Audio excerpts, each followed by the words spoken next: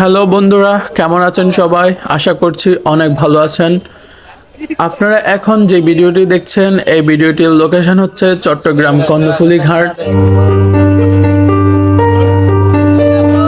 তো আপনারা দেখতে পাচ্ছেন এখানে শ্রমিকরা মাছের ব্লকগুলো মাথায় করে কোল্ড স্টোরের দিকে নিয়ে যাচ্ছে, অর্থাৎ এই মাছগুলো এখান থেকে কোল্ড স্টোরে গিয়ে রাখবে, না হলে মাছগুলো নষ্ট হয়ে যাবে, পচে যাবে।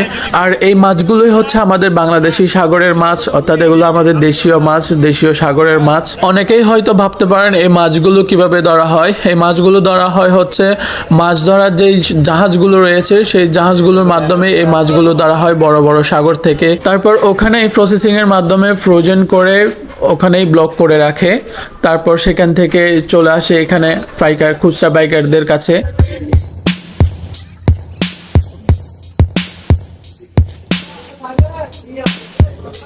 তো চলুন এবার আপনাদেরকে কোল্ড স্টোরের ভিতরের অংশগুলো দেখাই, কিভাবে কোল্ড স্টোরের ভিতরে মাছ রাখা হয়।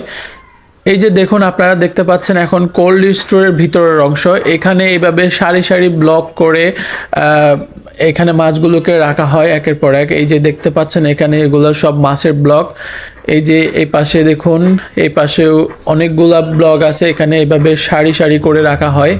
এগুলার ভিতরের অংশের এই লাইনগুলোকে বলা হয় এক একটা হ্যাজ, অর্থাৎ হ্যাজের মধ্যে এগুলা এক এক কোয়ালিটির এক এক মাছগুলো রাখা হয়, এক এক আইটেমের মাছগুলো।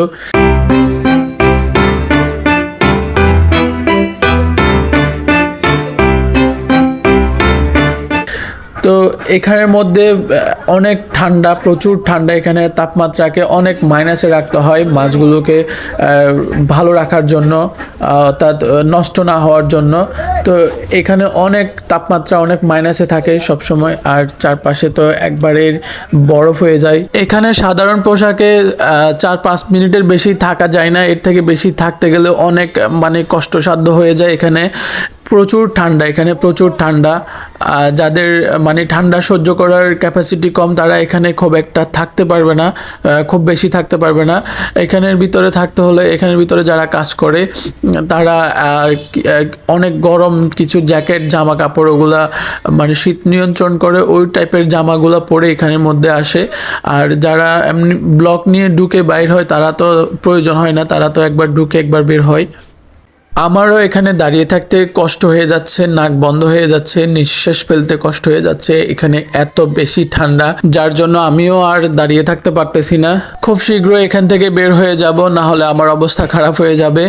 তো ভিডিওটি আপনাদের কাছে কেমন লেগেছে সেটা অবশ্যই কমেন্ট করে জানাবেন। আবারও দেখা হবে, কথা হবে নতুন কোনো ভিডিওতে। সেই পর্যন্ত সঙ্গেই থাকুন, পাশেই থাকুন। আল্লাহ হাফেজ।